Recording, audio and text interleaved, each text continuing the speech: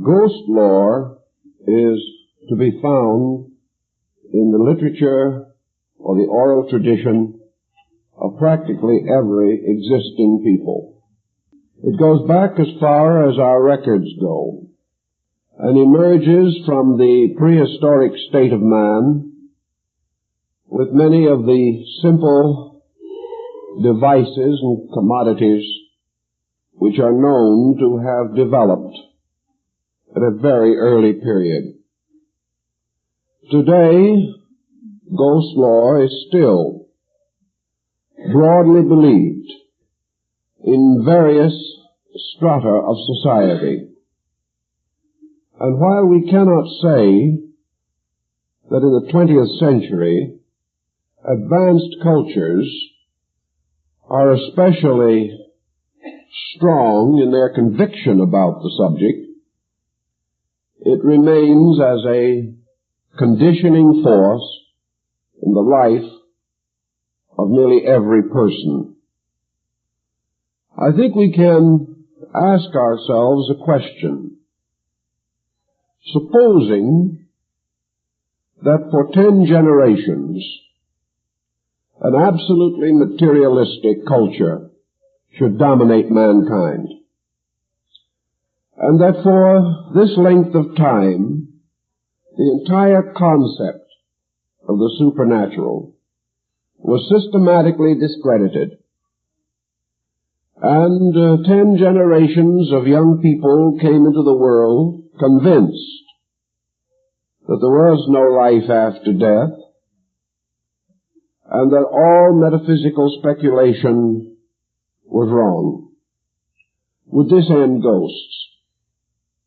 Now, this is an interesting question, and I think the answer is distinctly in the negative.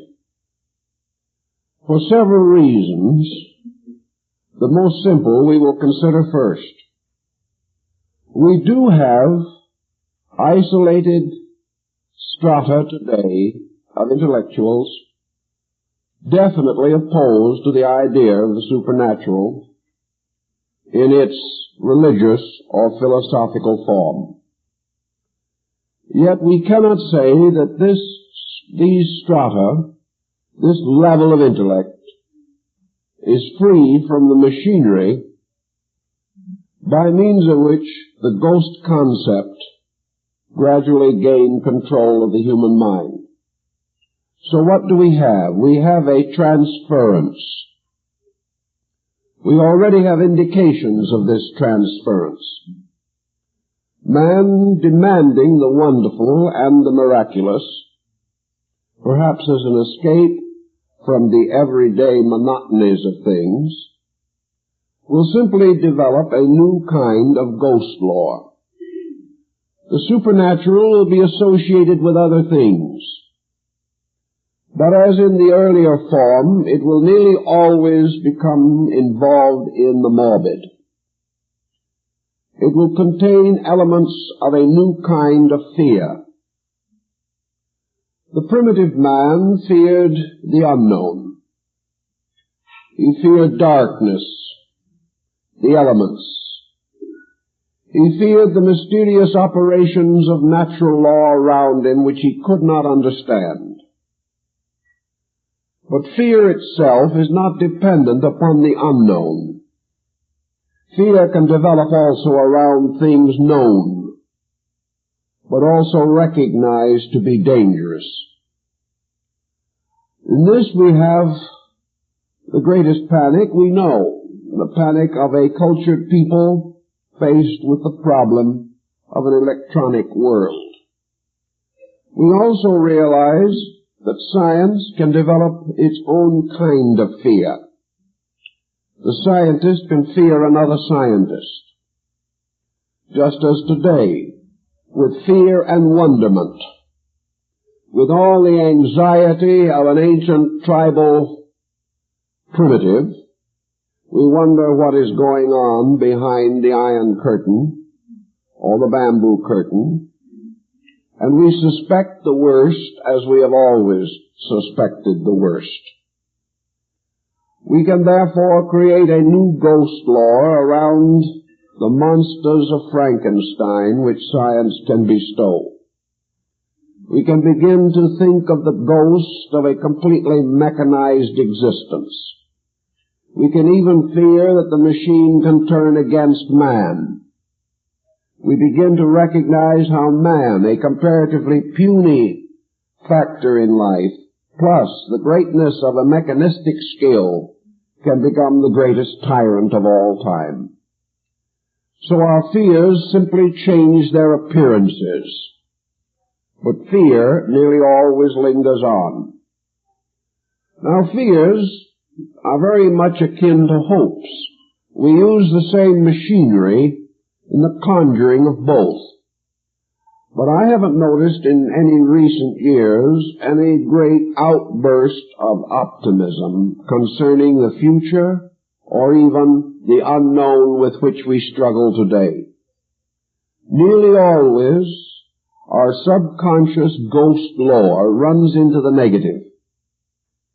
We are not particularly certain that an invasion from Mars would be a group of kindly persons coming to pat us on the head.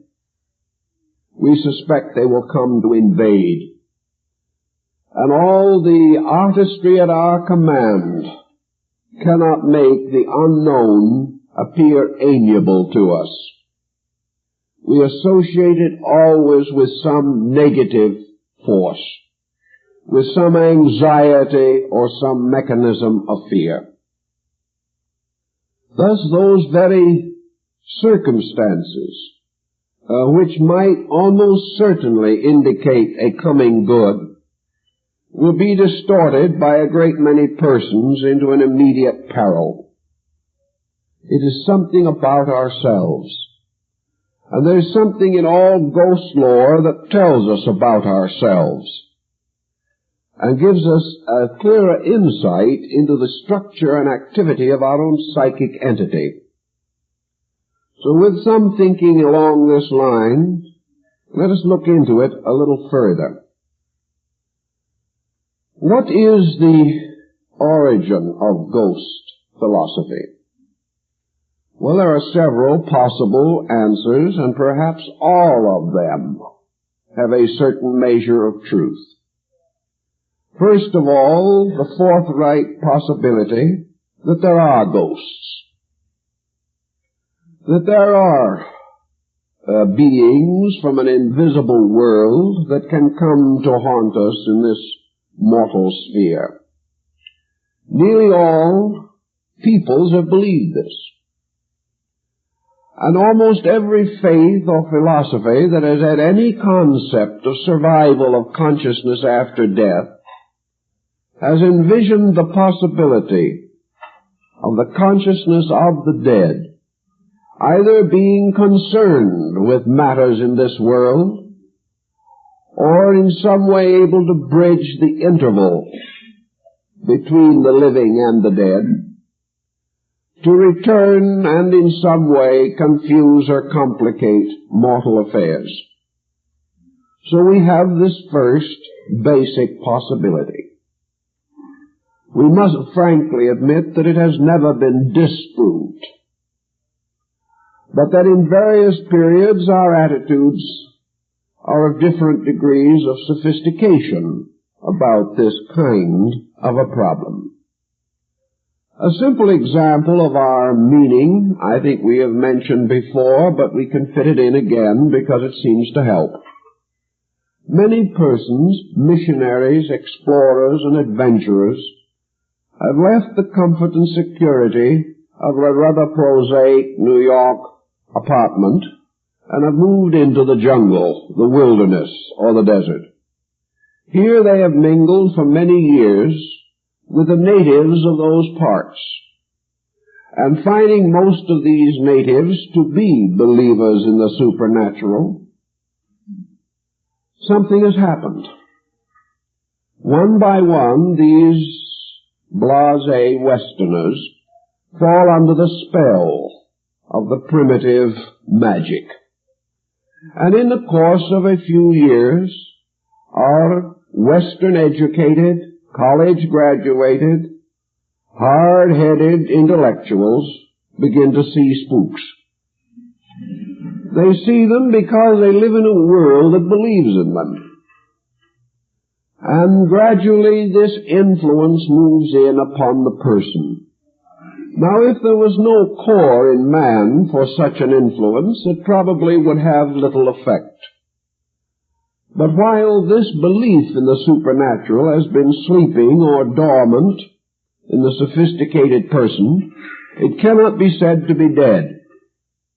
Under sufficient temptation and pressure, it will come to life again. And many, many travelers and explorers bring back to our rather disbelieving attention weird and wonderful stories of things that have happened that just shouldn't have happened in the well-regulated universe we think we belong to.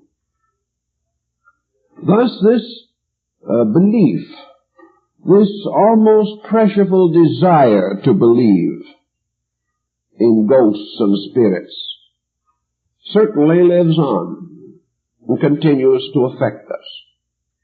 Some of our psychologists were of the opinion a few years ago that the trouble originated from the wrong indoctrination of children, that the modern child should not be exposed to Grimm's fairy tales or Andersen's fables, that we should not feed the small child with stories of gnomes and sylphs and salamanders, that we should carefully protect their prosaicness from infancy, so that they would have no such internal susceptibility to the belief in such things. There was quite a battle not long ago over the probability that Santa Claus was undermining the psychology of the young, that it just wasn't right to deceive children even in this way. Actually, the main trouble seemed to be that folks did not want children to develop pleasant ideas about the unknown. If we had to deceive them, let's show them how morbid and sordid everything is. But we have come to the conclusion that this is true. The truth is to cause the child to believe in nothing. These last two Christmas seasons, some new psychologies have appeared, and several specialists in child psychology have said, let's have Santa Claus back. It is not as detrimental to the child as an average evening in front of the television. If the child must have some kind of imagination training, let's not train it on the untouchables. Let's train it on something beside shooting it out at the crossroads. Or else we are going to have some other kind of ghost law in which every spirit is member of an organized gang or rides some psychic range with a six-shooter. Thus, it now seems that if we must choose between certain things, it's time to begin to think of creating beautiful imagination rather than to continually support morbid aspects of the subject. Incidentally, in studying ghost lore, we then come to the second possibility. Of course, the first is that the ghost is a real entity doing exactly what it appears or seems to be doing. The second is that the ghost is in some way part of the conscience mechanism of man. Studies in ethnology and in ancient social customs and of contemporary customs in other areas seem to indicate that there is some connection between the dominant factors of a culture and its ghost lore. Also, even in literature, we observe the great number of ghost stories that are of a revengeful type. the spirits appear to haunt the evildoer in one way or another. And so we become more and more interested in what nations and peoples understand by evildoers. And we observe, for example, in this study, that those virtues which a people particularly emphasizes, these virtues do not produce ghosts. But whatever vices a people have endured through the ages and allowed to remain uncorrected, these vices engender ghosts. Now, in one nation, a certain group of virtues may be regarded as vices. There is no common conformity among human beings as to the exact nature of good and evil. Therefore, there must be conflict in conscience. To one people, a certain act is virtuous, to another it is evil. And the ghost tradition follows this human concept.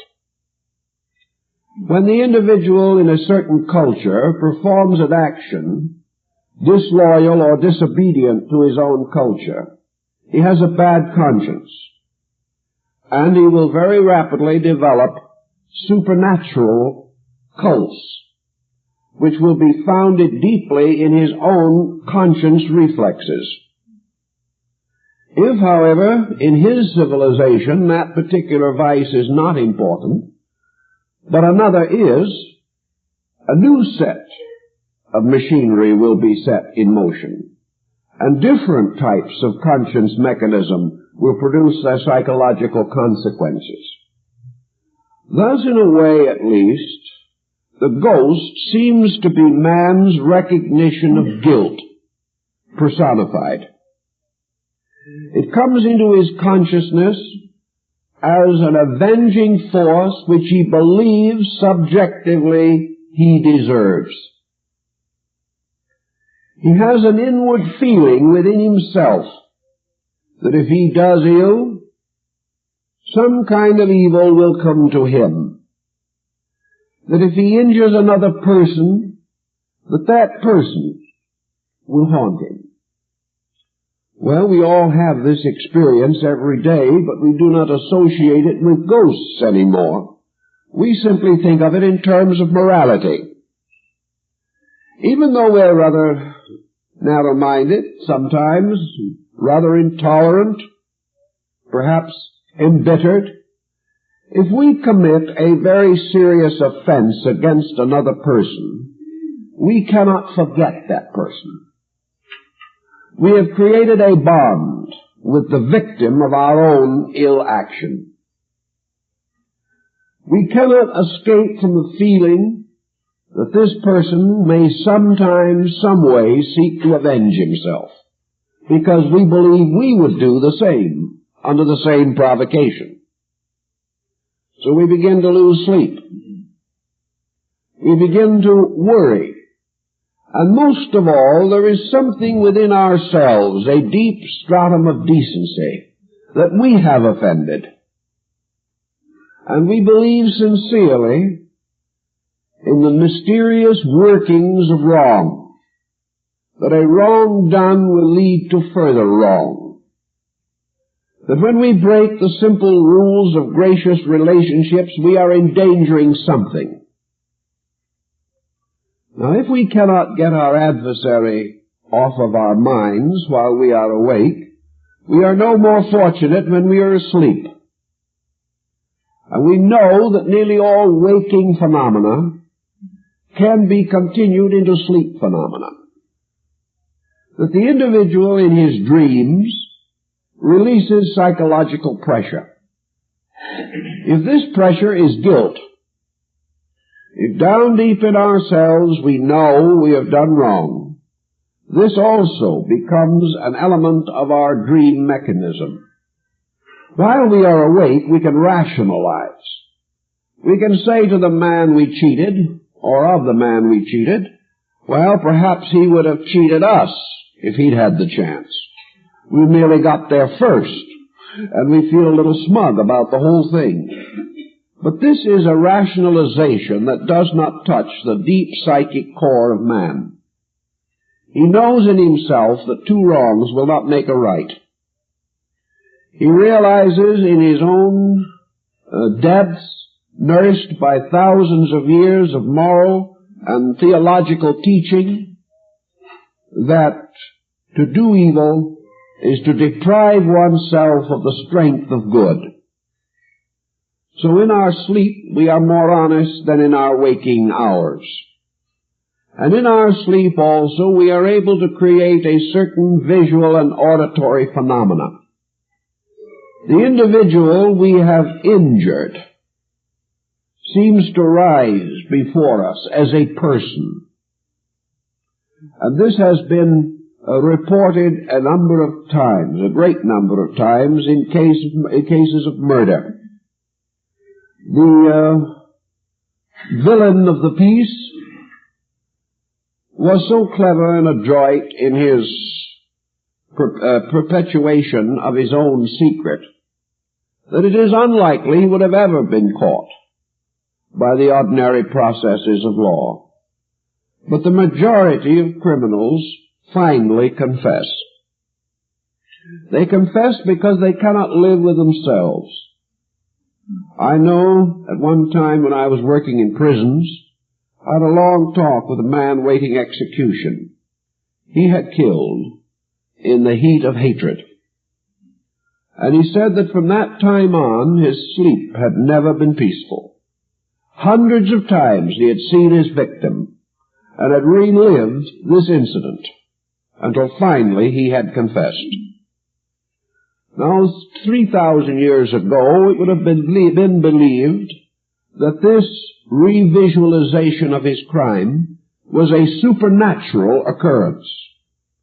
And even today there are many who would say that if this man saw his victim in sleep, and this victim pointed an accusing finger at his murderer, that in all probabilities the criminal had seen a ghost. This is a question, however, which I think requires some thoughtfulness. In all probabilities, the ghost was the memory of the crime, something that cannot be separated from the person while he lives. In some nations, this almost invariably leads to suicide. The criminal, to escape the memory of his crime, must destroy his own consciousness. This is the type of thing that we find set forth in the visions of Brutus in Julius Caesar. And even though a crime may be committed theoretically for good cause, still the crime remains an act of violence that is contrary to the psychic integration of the human being. We are not created for crime. It is a false and disordered situation which must result in continuing pressure. Now, in the smaller ways of life where we injure other people, it is noted that we almost immediately develop a desire not to be near those people. To the degree that we injure them, we dislike them. And more we wish to be relieved of their presence, for it reminds us of what we have done. The subconscious mind of man can continue to bring back these presences to us. Even if we no longer see the person, we can conjure them in our inner vision. And whenever we do so, the pressure of our own misdeed weighs heavily upon our conscience. Now, in some parts of the world where certain habits or practices which are not good are prevalent, ghost lore follows almost inevitably in this situation. For instance, in the Orient, where for many centuries the state of woman was far from acceptable, She carried and had to bear in silence most of the abuses of the world in which she lived. The suicide rate among Oriental women was very high 300 or 400 years ago. And also, the living sensed to a great measure, subconsciously at least, that they were not giving the women of their families and countries fair opportunity.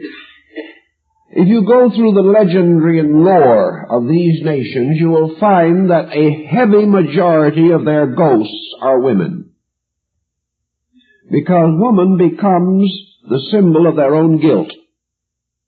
What they have done, they do not forget. Whereas in another culture where perhaps the general state of woman has greatly improved, or in primitive society where it was originally good, as among the North American Indians, you find no such predominance. It therefore does seem to indicate that there is this strong conscience mechanism. Now, modern psychology, going a little further into this problem of conscience mechanism as a possible source of hallucination, takes into consideration also the narcotic addict and the alcoholic. We are very familiar with the effect of alcohol as a cause of hallucination. We also know that this is true of many so-called narcotic and stimulant drugs. In these cases, the hallucinations are consistently morbid. You seldom, if ever, have an account of an alcoholic with delirium tremens who's having a good time. He is frightened. The experience brings to his subconscious sensory perceptions the most terrible and terrifying visions and impressions. Sometimes things unseen but sensed are the most terrifying of all. So we observe that the alcoholic nearly always develops a pattern. And as alcoholism is closely associated with neurosis, and most of it arises from neurosis, we are not surprised to find the whole neurotic temperament of man released in the form of symbolic visions. These visions may or may not include the true ghost factors, but they would indicate that to these neurotic individuals, the universe of invisibles is filled with monstrous shapes and shadows, of mocking specters, and of terrifying sights and sounds. We might assume, of course, as some ancient peoples did, that alcohol simply releases consciousness into another dimension. But it would be rather difficult to imagine anywhere in an ordered universe the dimension of existence which the alcoholic experiences. We must assume that it is his own, that it arises as a result of what he is and what he does, and the same would be true of the narcotic addict.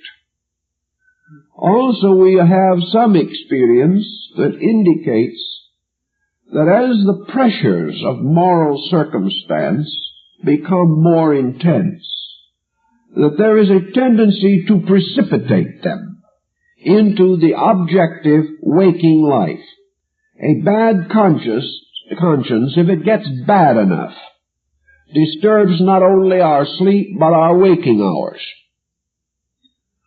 Most of you are aware of the primitive principles of the Rorschach testing, used in a good many psychological tests.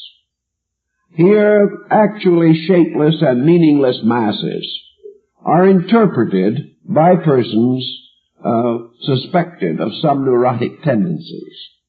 It is amazing how often these blots and scrawls and scribbles and splashes are seen as the forms or likenesses of persons we have injured. In other words, we project these forms. we also find that we project other forms. An intensely devout person, whose life has been comparatively free of destructive forces, will see in these same blots and splashes religious symbols, figures of saints, and even in some instances the features of Christ. Therefore, what is there unmistakably becomes interpreted by our own imaging and projecting power. We can go even further than this. We can look around ourselves into almost any complicated pattern of environment and can use the very rooms and houses in which we live as a form of Rorschach structure or symbol. And we can transform the flow of draperies or the leaves of a tree outside our window into some significant shape by our own interpreting. This is done constantly. But because we consider this to be a psychological phenomenon, we are not overly perturbed. By further extension of the same process, however, realizing that imagery is not our ability actually to see something, that imagery is actually an integration in the brain of vibratory waves, of rates, that the picture that goes into the eye is not carried as a picture into the brain, but more like a television picture, is carried as energy in space between the object and the interpreting power. We are quite aware of the image creating or image integrating power of the mind itself. Now, it is not impossible that a mind heavily psychotically burdened can create involuntarily images which it can confuse with and mix with the normal image process which we use in seeing. Thus we can look out upon a scene, see a meadow that is there, trees that are there, and the phantom of the person we have injured, which is not there. We have imposed this phantom into our seeing by our own processes. Perhaps this is the reason, however, why the majority of ghost lore is associated with darkness. Darkness is a very strange catalyzing agent. In the light we are distracted by the forms of things as they are. But in darkness, strangely, darkness itself becomes a kind of curtain on which we can project almost any kind of imagery. Therefore, ghosts live at night, wander in darkness, and are peculiarly associated with the nocturnal experiences of man. They are involved in the negative or subjective psychic life, for man is much like day and night himself. He is objective in the daytime and subjective at night.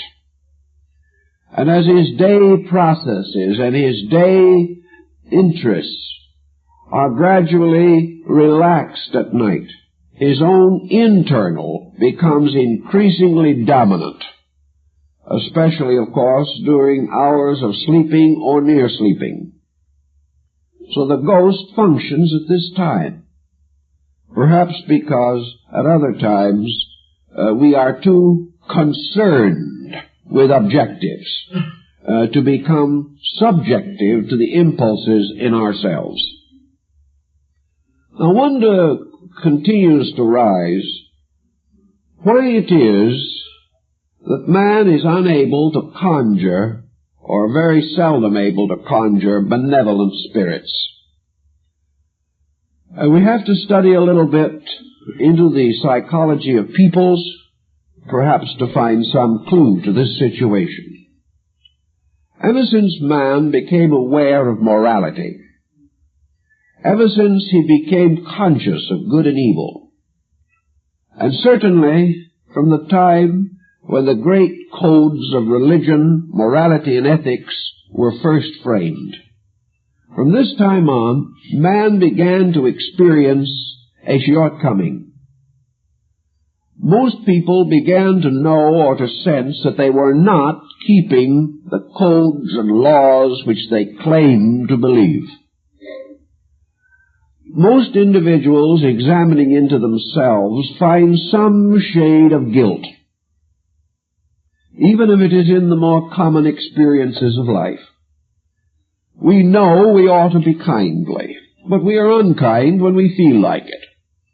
We know that we ought to be paragons of truthfulness, but a fib now and then is naturally indulged, especially if there's a little profit in it.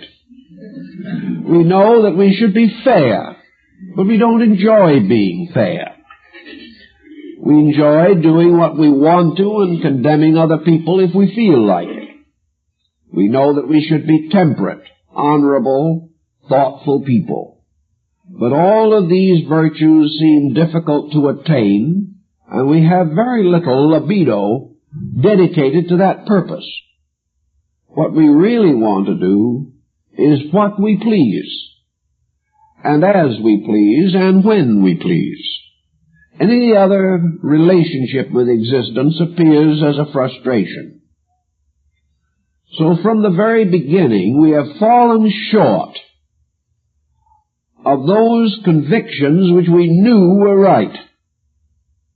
And for one person who could honestly say that he had lived well, there would be 1,000 who could not say this without exaggeration.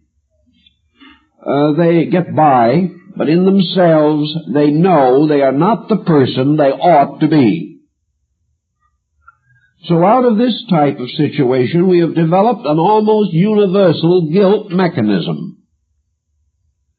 It has become the common denominator of us all that we fall short. And the original word sin simply means to be less than we should be. And under that term, we are all sinners. Now, the next situation that has arisen is that codes and laws were universally believed to have originated in a divine power. And in the course of ages, we have developed elaborate theological, moral, and psychological systems. And in most of the theological systems, there is great emphasis upon the unseen. The universe of invisibles is held in religion to be more important than the visible world. And on religious philosophy, this can rather well be demonstrated.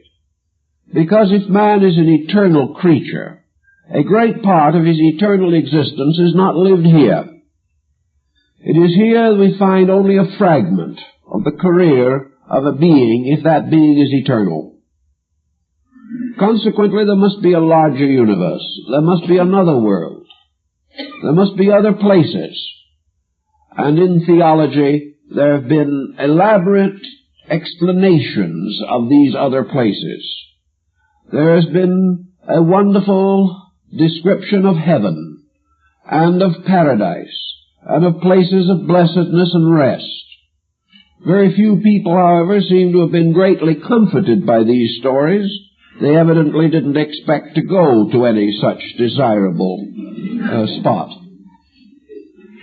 Also, religion has greatly exaggerated man's fear. It has created vast areas of punishment, region after region of perdition. It has made a large part of nature into hell. And into this hell it has tipped almost any human being who ever lived here. The very few who might earn a universal salvation by theology, this very few is comparatively incidental to the innumerable mass of humanity, which for one reason or another has little to hope for, theologically speaking. As man got a little more intelligent and a little more thoughtful about these things, he began to wonder. It became more and more obvious to him that all this theological paraphernalia seemed to be intended for merely one purpose, and that is to frighten man into a state of grace. We've tried that for a long time, but it never works. The individual who is good only because he is afraid to be bad becomes the secret criminal. There has to be something else. The individual has to do well because he believes in good and not because he fears evil. But when we try this, it also does not operate successfully in a social order. The average individual does not love good as much as he fears evil. So perhaps this is the reason why, in his imagery of the universe around him, there is more of fear than of hope. The individual who has not learned to love good does not experience good in the universe. His faculties, inwardly unfolded to some degree, do not carry to him an experience of good. The very way we live and the very way we think causes this world to be a problem rather than a reward. It is a punishment, and many systems of philosophy have held that the entire life of man is nothing but payment for an original sin. All these morbid factors have to affect imagination and have to influence, rather morbidly, our internal reaction to the symbolisms of creative imagination. They become definitely morbid, neurotic symbols. If you study, for example, the art achievements of neurotic peoples, you find that today great experiments are being made in the artistic symbolism to be found in drawings and paintings by the mentally disturbed. These paintings, by the way, appear quite startlingly modernistic. And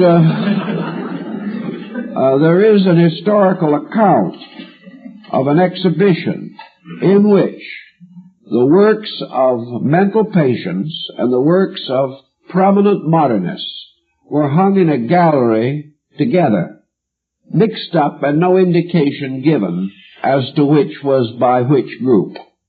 The judges were supposed to sort them out.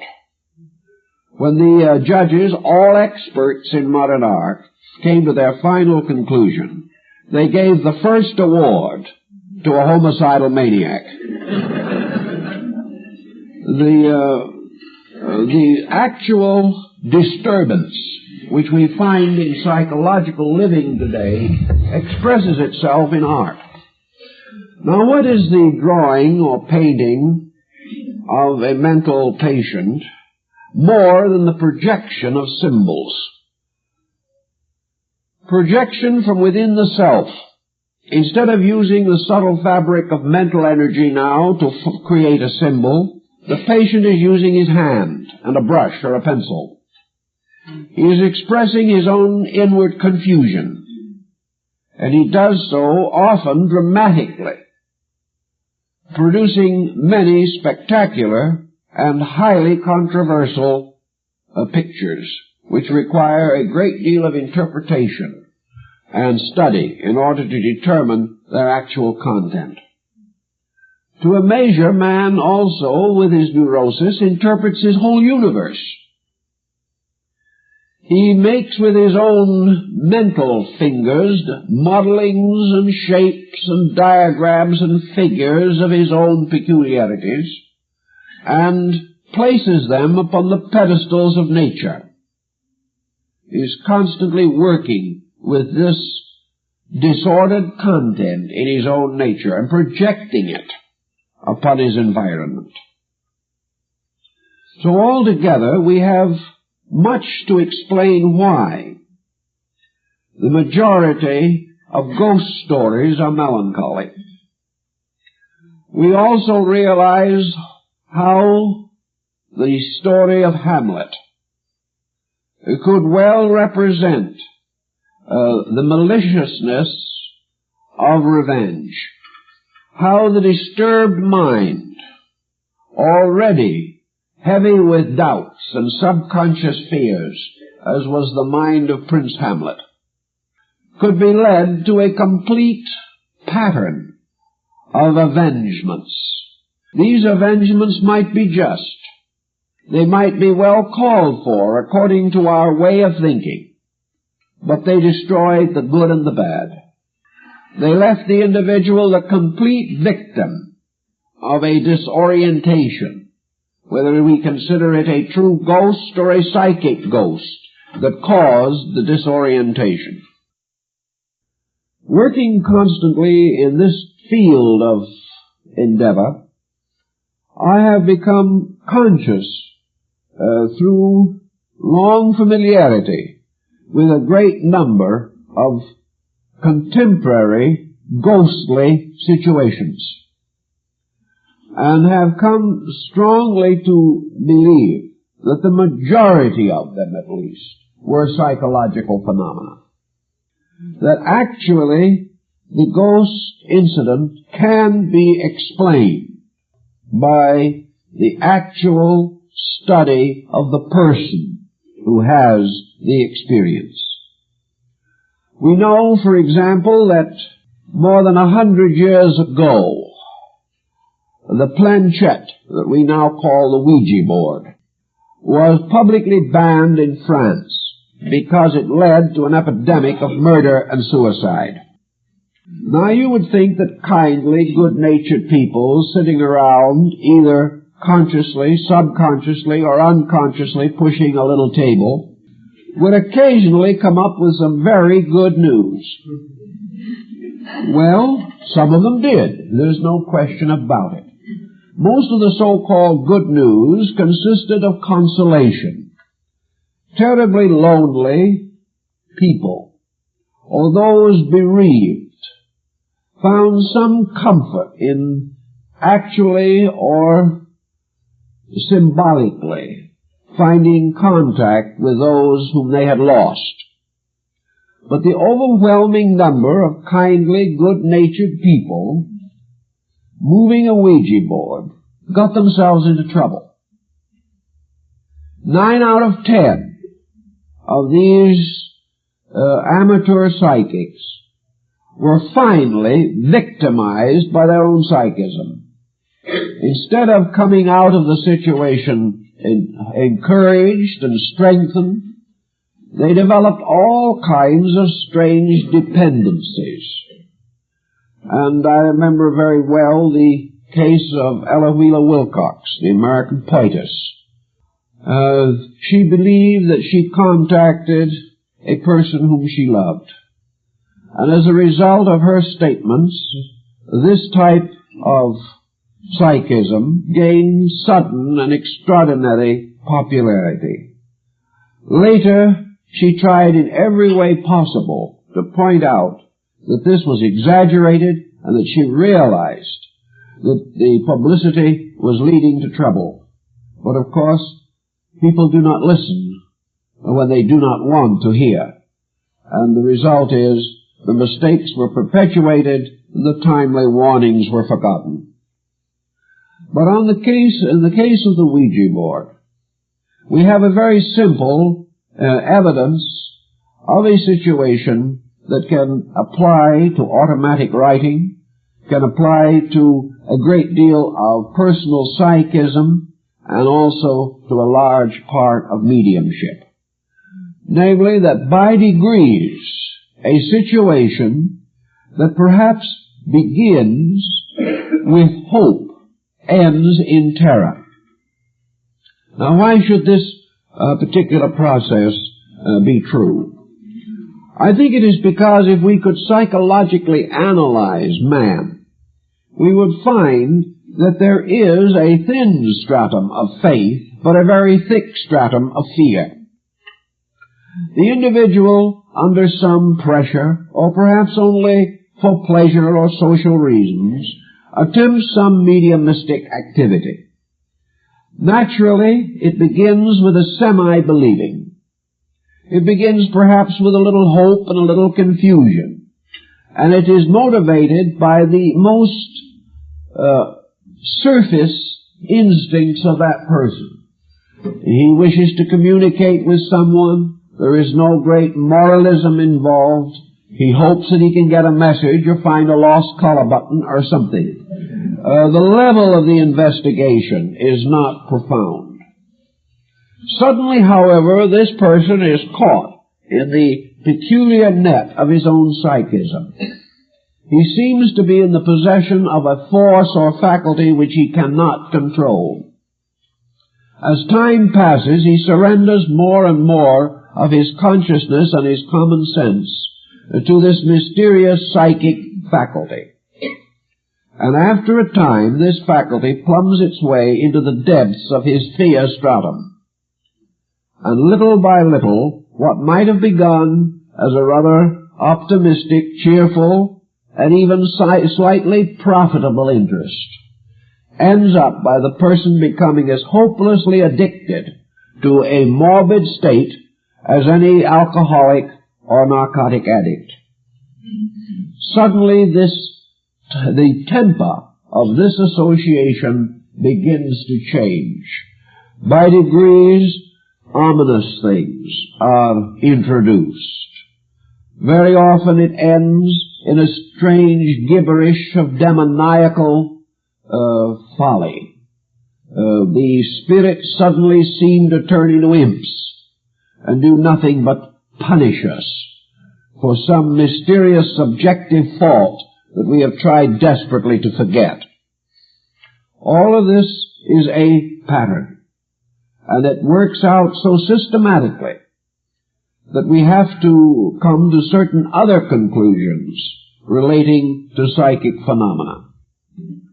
Actually, therefore, there is much that seems to suggest that these mysterious psychic journeys are into some form of subjective consciousness within the person, that there is a universe within him in which all of the archetypes of his own experiences are available, that this is a journey into expectancy, not into the unknown, that it is a journey into the ways of things with which we are familiar, that it is no longer to be considered as a place, but as a mood, as a sphere of personal experiences. If this be true, then the mysterious ghosts that we find there must also have some existence in ourselves. Perhaps they are the ghosts of our old selves. Perhaps they are almost anything we want to imagine them to be. But some way they seem to tie psychologically into a kind of anticipated state of affairs. Now, in the course of psychism also, we get into a great many important problems involving communication. In the old days, most communication between the living and the dead was communication by oracle. And the great oracle at Delphi, or the oracle of Trophonius, or one of the other classic oracles of the Greeks and Latins, comes to our mind. But remember that in the oracle, as a means of interrogation, man did not attempt to communicate with man. Man sought the wisdom of the gods. Nearly all the state oracles of antiquity were for communication with deities, not with the deceased. These deities, as the guardians, leaders, guides, and custodians of peoples, were therefore, we may say, the archetypal pattern of the cultures which these deities were believed to sustain. Consequently, we are dealing with archetype. We are dealing with man trying to discover the laws of archetype in order that he could obey them better, that he could understand them more fully. Thus, in this we cannot say that there is a real consistency between modern and ancient psychic phenomena. Modern psychic phenomena nearly always involve some kind of communication with persons like ourselves, of similar nature, consciousness, and constitution. And we are then confronted with another situation. What does death produce in the experience of the individual? Assuming that we are right, that idealism is the correct approach to life, that therefore man survives the grave and remains a conscious being, and that this conscious being has a destiny and some kind of an abode, even if it is in the extra-dimensional vistas of space. If we assume that this person has passed from one condition to another, what does death do to that person other than to separate him from a body? Does death change him? Does death cause him to become aware of a greater world? Does death make him realize a higher level of personal integrity? Is the individual after death better than he was while he was alive? Well, Socrates argues that point a little and comes to a sort of general conclusion which has some merit in it. One thing that every entity that has passed consciously beyond death must know that the average person here does not know, but only believes, namely, that life is eternal, or at least that consciousness survives death. Now, this is an important thing if experienced by the individual with absolute certainty. If he does not experience it, then obviously he doesn't survive. And regardless of how he misinterprets it, if he survives as a conscious being even to misinterpret, he has survived. And the fact of his survival is inevitable.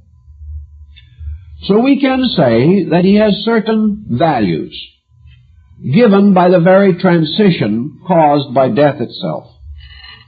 We have no reason to assume that death and the world into which he passes would have any essential effect upon the development of skills or abilities which are peculiar to this world.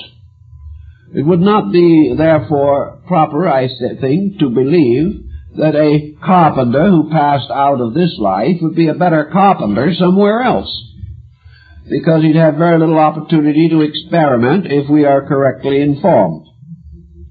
But that he does have a new dimension of understanding given by transition cannot be denied. Now, if we also want to take the ground that many do take, that this other world is a better place, that in some way the being who passes there becomes wiser, perhaps not more exactly wise or more skillfully wise, but perhaps more aware of the universal integrity.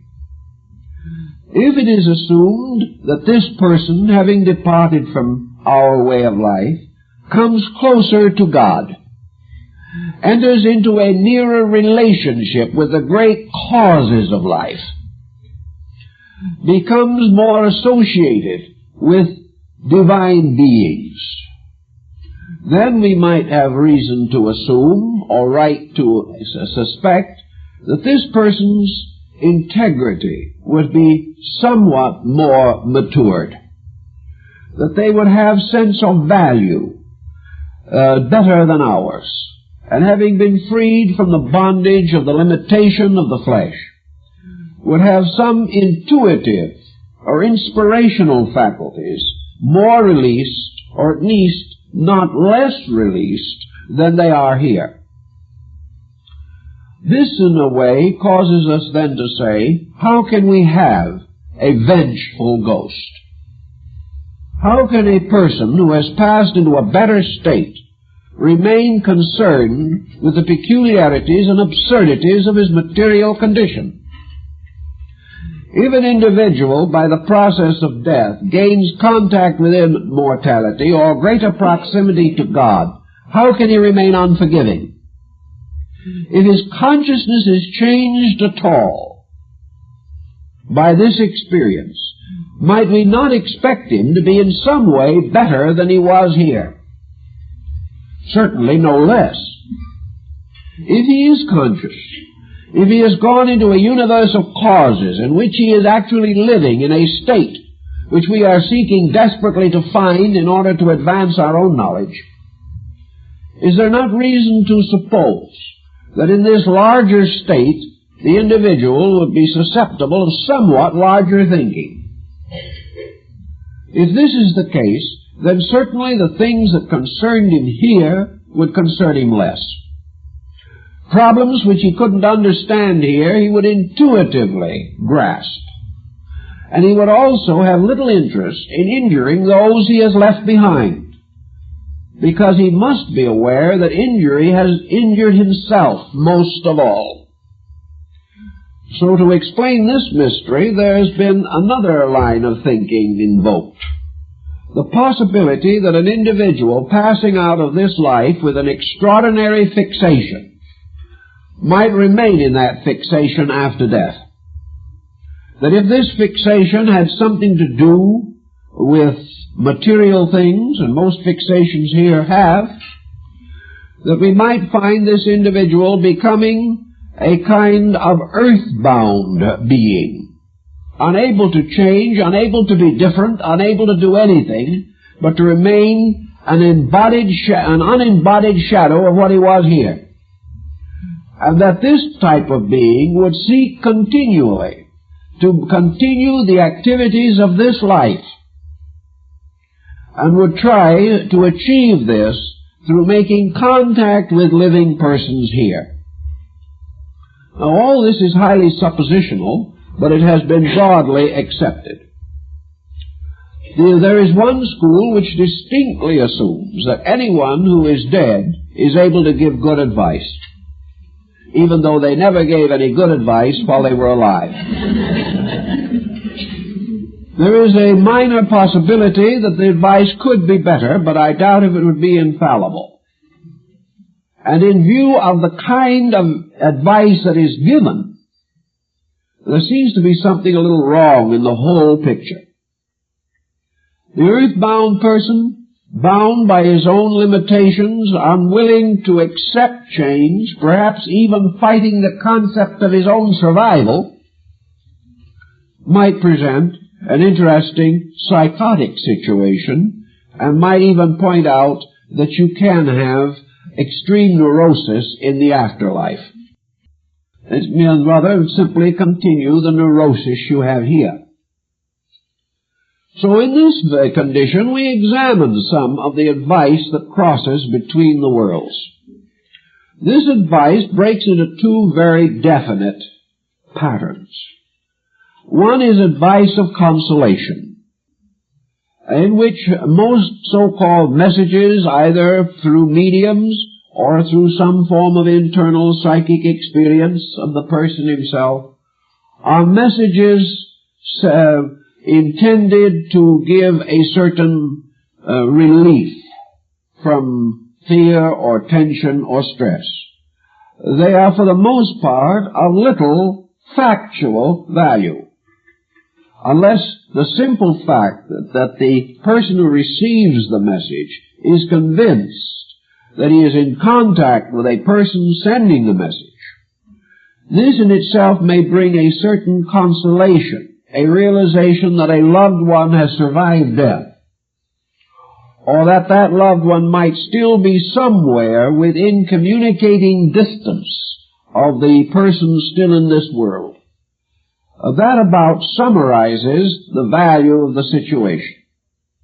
The messages are, for the most part, of very little help either in exploring the nature of the other world or securing any valid description of laws or processes operating.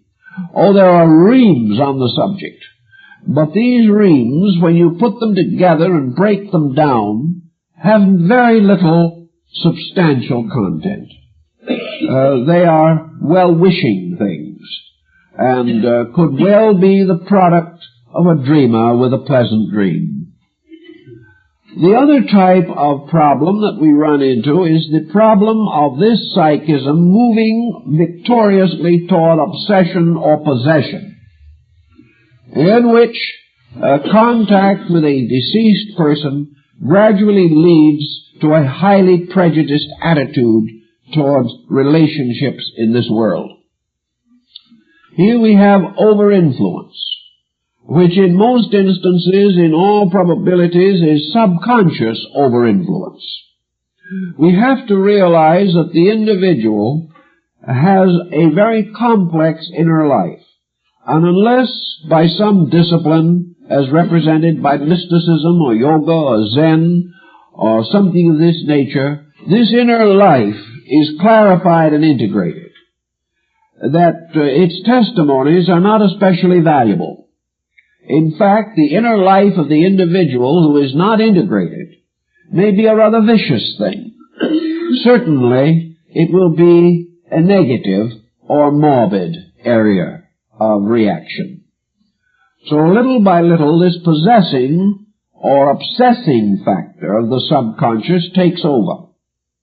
And we have one form, certainly, of obsession, which is nothing more or less than the neurotic part of the subconscious taking control of the whole life. This is such an obvious loss that the ancient peoples thought it was a demon that did it. They didn't realize that we all have our own private demon, that every individual has a strata in himself which is unworthy of him and which he is fighting. But if by some cause or other the barrier, the defense against negation is broken down, then this unworthy part flows into manifestation and may even break into a number of fragments and cause a multiple personality problem.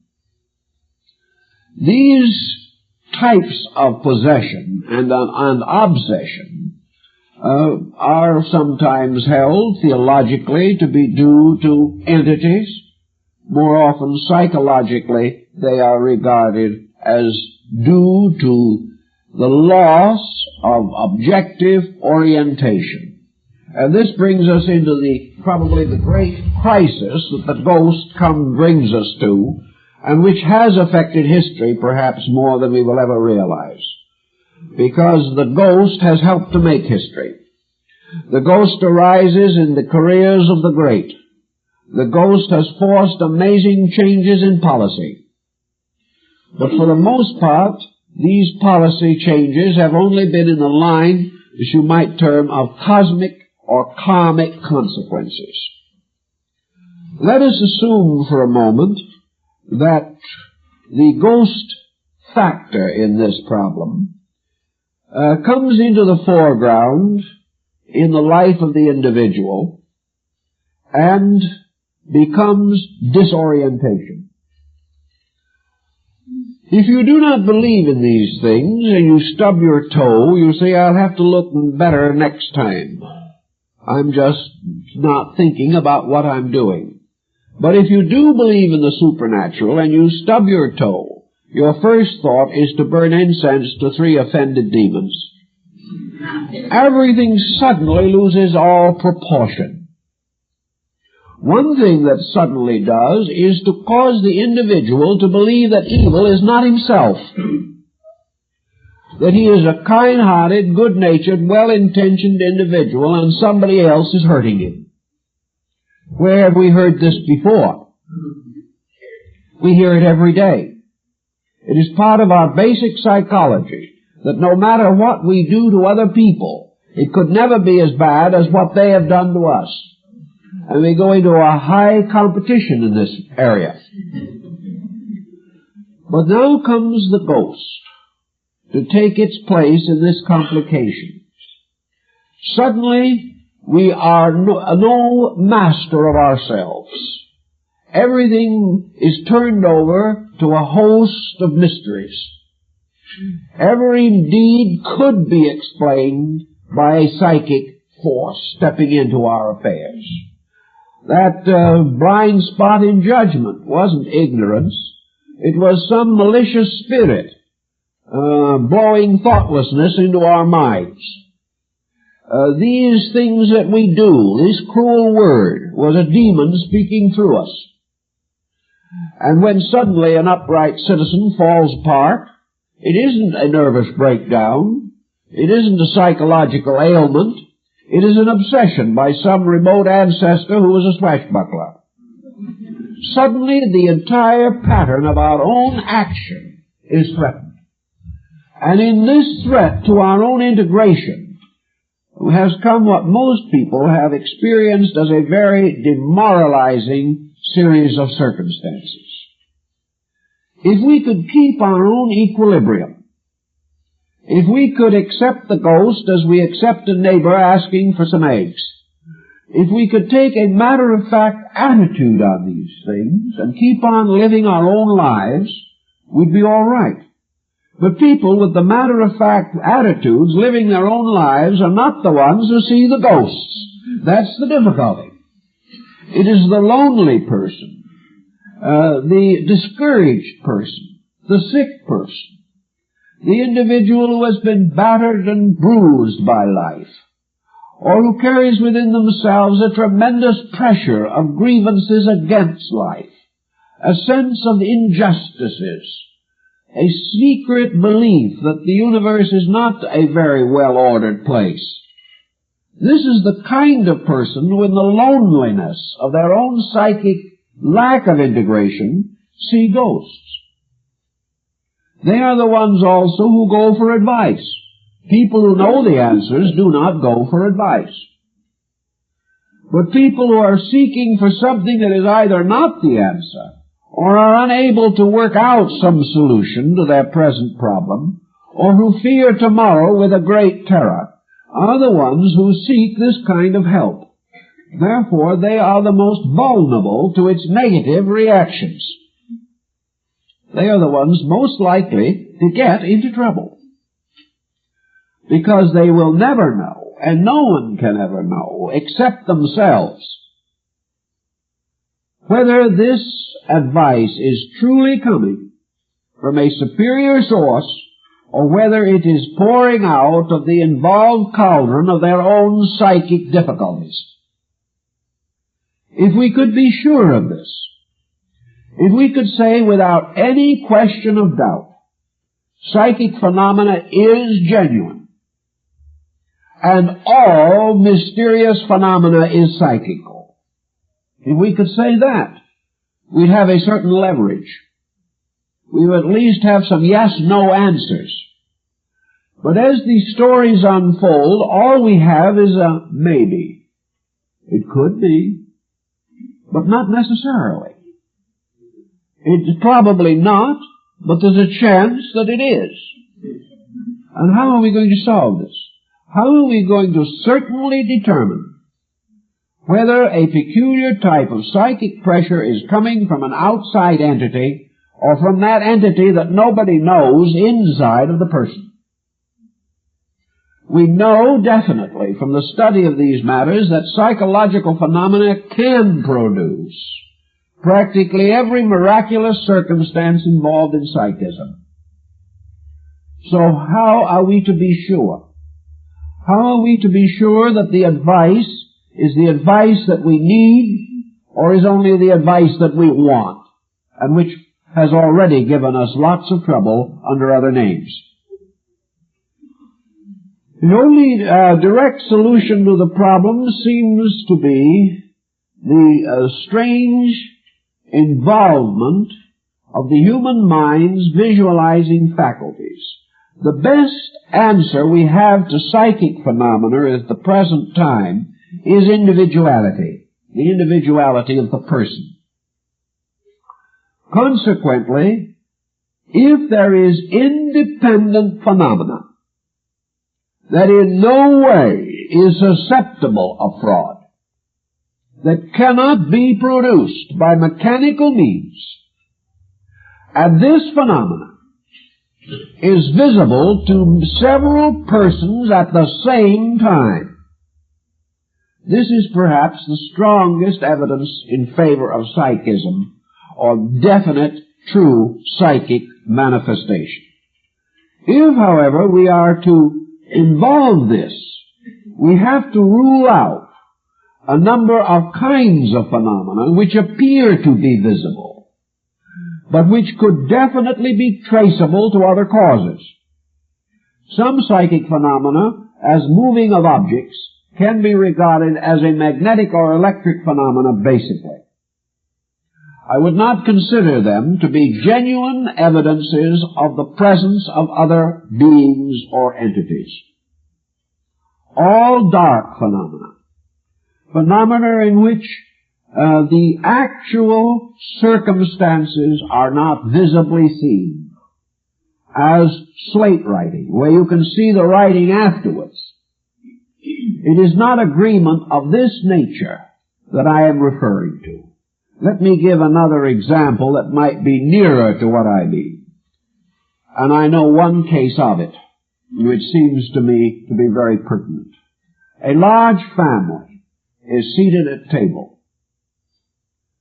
Suddenly the door of the room opens, and a daughter who is supposedly out on an errand comes through the door, stands in front of the family, is seen by all of them simultaneously, and says very quietly, "I have just drowned and my body is in the mill pond."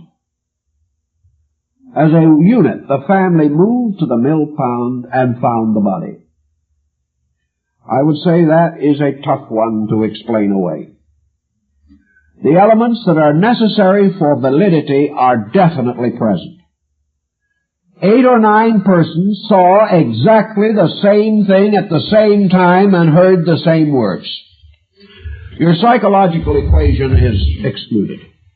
You can't possibly answer that by psychological equation.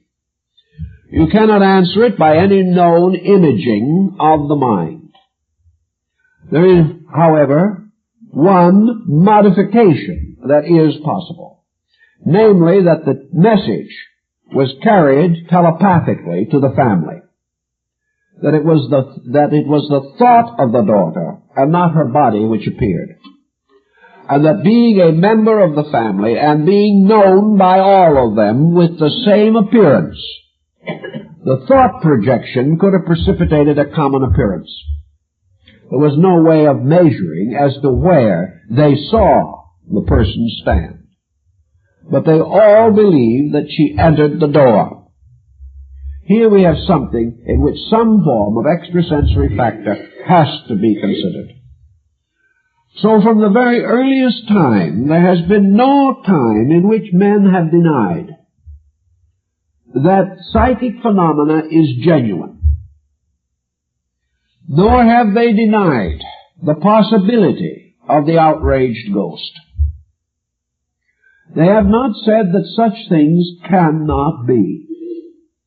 The question is to try to separate these cases and to examine into them, to discover the legitimacy of some and the lack of legitimacy in others. Except in cases such as the one I have mentioned, where there was no actual prognostic, there was no actual moral force exhibited other than communication of fact. Probably no harm was done. Perhaps a great comfort was given to the family. But where the communication drifts along over periods of time, we do find a definite deterioration on the part of the message and the person who receives it.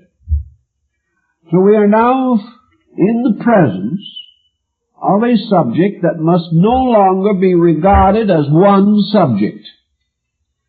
And we have to divide clearly between psychic phenomena and psychological phenomena. We are going to discover, almost certainly, that nearly all destructive psychic phenomena is psychological. That the habit forming, the moral weakening, the frightening, and all of these things are essentially psychological. and that in all probabilities, if there are communications from one world to another, these communications are simple and factual, representing some urgent need that must be immediately met, but involving no habit forming, involving no tremendous allegiances or distorting the life pattern of the individual, no tendency on the part of the experience to dominate the moral character of a person or interfere with his individuality. So I think we have to realize that our ghost lore and all our ghost tales and everything that have to do with these things certainly represent a vast body of psychological lore built around one simple core circumstance, namely that there is continuity of life after death. And that this continuity can, under certain rare conditions, result in a positive communication. But that this is not a subject essentially to be toyed with. It is a subject to be recognized, a subject to be considered, but not one to be feared, and certainly not an art to be cultivated. It is something that, where it is necessary, it happens. Conan Doyle gives us one or two very legitimate examples. So does Sir Oliver Lodge. The case in which the child falling from a railroad platform, yes, between cars, just about to be killed, was suddenly miraculously picked up and placed in safety, apparently by the deceased mother. Here was an emergency. Here was no indoctrination, no art, science, or religion founded upon something. It was the simple fact that it is possible that in nature sympathies extend between the worlds. But these sympathies must be maintained in a natural, dignified way. The moment they become crutches for neurosis, you have trouble. So our ghost lore is almost all of it undoubtedly psychological. But in those needs where it is very great, where it is very definite, these experiences have happened. And these experiences we do not deny. We simply point out that every individual who has had mysterious happenings in his life should examine them carefully to determine whether they are symptomological of his psychological needs. And if they are extended over a period of time, this is what they most certainly are. Whereas he may be able, out of a sensitive life, to recollect one or two positive occasions in which the chances are that he was the recipient of some valid communication. Each of these things we have to work out for ourselves. But it is very definitely dangerous to permit ourselves to become involved in a psychism which is simply another effort of a neurosis to break through and take control of a life. We must not let this happen. And one way is that in all matters in which we can be sufficient for ourselves, we should be. No one should have to turn to psychism because he is lonely, frightened, and abused by his fellow men. No one needs to use psychism as a substitute for a personal life. Build a life, develop character, have an interesting and dynamic career, and then, if all other factors are correct, we are normal people with normal interests, normal attachments, normal associations. The streak of the mysterious may come flashing through at some time. But if we are normal, we will accept it normally. If we believe in immortality, we will not be excited at any demonstration of it. We will not suddenly collapse as beings and become the hopeless slaves of voices and sounds. If our philosophy is strong enough, we carry these things with gentility and we have no trouble. So we have to rationalize, build, and recognize that our rationalization must be big enough to approach with common sense both that which we see and that which we cannot see. Time's up.